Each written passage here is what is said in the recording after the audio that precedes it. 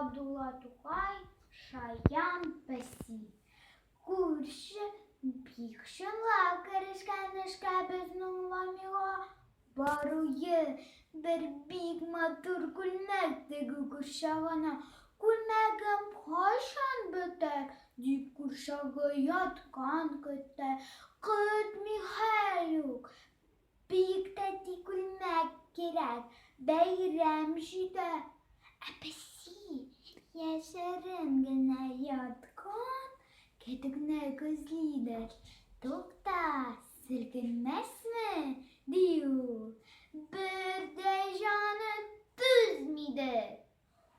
hazır sıkırır mene hazır tutar hazır basar kedigine oynatır oynar uzun şar yasar